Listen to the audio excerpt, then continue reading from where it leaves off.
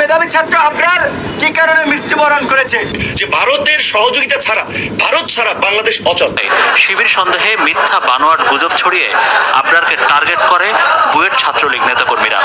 রুকো যারা, সবার করো। ছাত্রলীগ আমরা দেখেছি আপনাকে পেটাতে পেটাতে ঢিপি করে দিয়েছে, আর আবরারকে পিটিয়ে বেরিয়ে ফেললো। যে বুয়েটের মেধাবী ছাত্র আবরার কি কারণে মৃত্যুবরণ করেছে?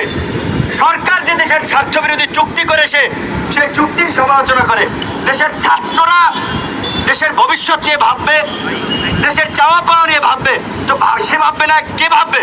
সে তার জায়গা থেকে তার মত প্রকাশ করেছে, সেজন্য আজকে তাকে জীবন দিতে হয়েছে। বাংলাদেশের সাথে ভারতের যে অসম সম্পর্ক সেটার বিরোধিতা করে, অর্থাৎ সেটার সমালোচনা করে কয়েকটা পোস্ট দিয়েছিলেন, আর যে পোস্টগুলি তার জন্য কাল হয়ে দাঁড়ায়।